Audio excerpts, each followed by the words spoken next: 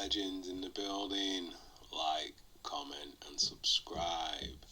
Now, today we're going to talk about Deontay the Bronze Bomber Wilder and Andy the Destroyer Ruiz.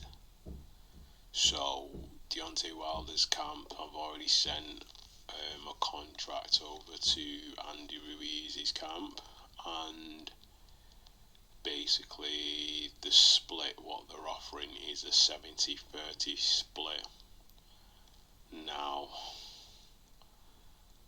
I don't even know what's going on in heavyweight boxing, because it just seems to be like everyone's following the Tyson Fury blueprint. Basically, just lowball everyone, make an offer, send a contract over, lowball everyone that you're offering a fight to, and then when the fight doesn't get made because the offer's that ridiculous, no one's going to take it, that basically you can just turn around and say, well, I offered him, I made an offer, and sent a contract, and that's a split, and then people making stipulations and deadlines and such and things and such, and like, we know boxing negotiations take time, and we know it's give and take, but you have to be at least a bit logical and reasonable in negotiations. If you're just going to be greedy to the point where it's not feasible, then we're not going to get the big fights. It's like with Fury when he did what he did with Usyk. Usyk accepted his terms, and he still didn't flipping want the fight. So really, more of it's about being in control and having the final say so when you don't have all the belts and you only have one belt. Now, don't get me wrong, I like Fury, and Fury's a phenomenal boxer, excellent boxer, but sometimes the mind games and the egocentric ways of doing things, it distracts too much from the actual thing. We want to see the fights. If we're not going to see the fights, get out of the way and let other people do what they need to do to get heavyweight boxing back to where it needs to be. Because we've got all these fighters, but they're not fighting each other. No one's fighting anyone. And if they are, or they're offering someone, they're just trying to lowball them, or just send them snide offers where it's like, you're not even being reasonable, or you're not even being real. You're being just full of fluff, basically, because you're not being realistic. And that's the thing. If people are not going to be realistic, we're not going to get the fights what we want to see.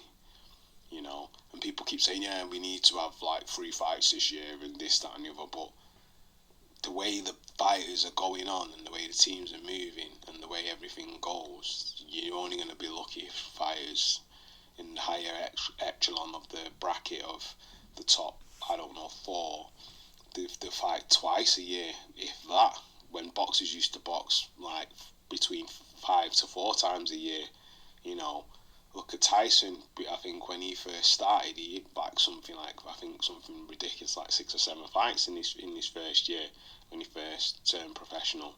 Now, I'm not saying it has to be that drastic, because once you get to a certain age and a certain, obviously, echelon and level within the world rankings and the world title kind of standings of boxing, you should at least be boxing at least 3 times a year standard. If you can't box 3 times a year, then I don't know.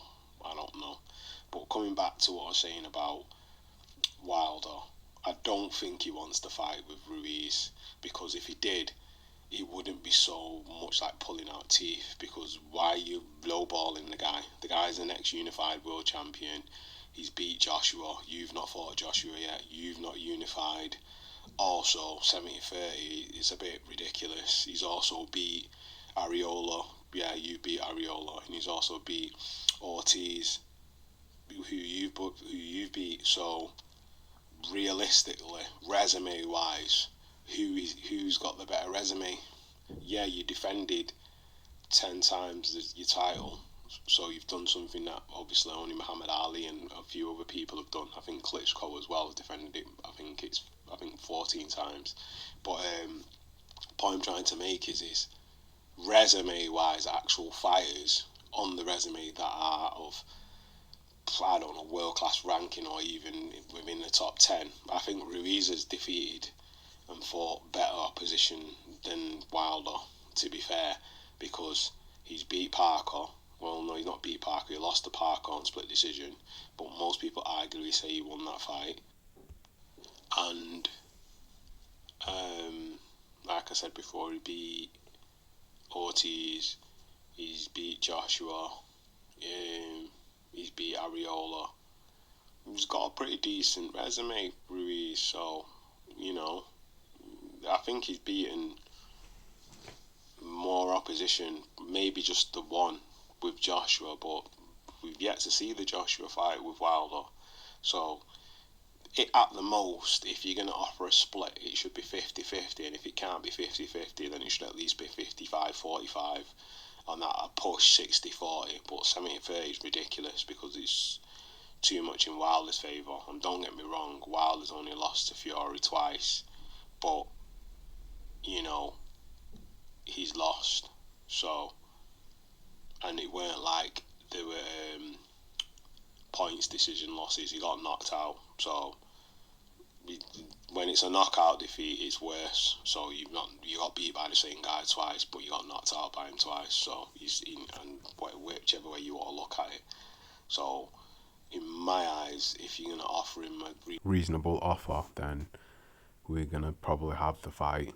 But if you keep throwing up these roadblocks, it's not gonna work. So, if you like that content, like, comment, and subscribe. And that's another one from Knockout Legends. Peace.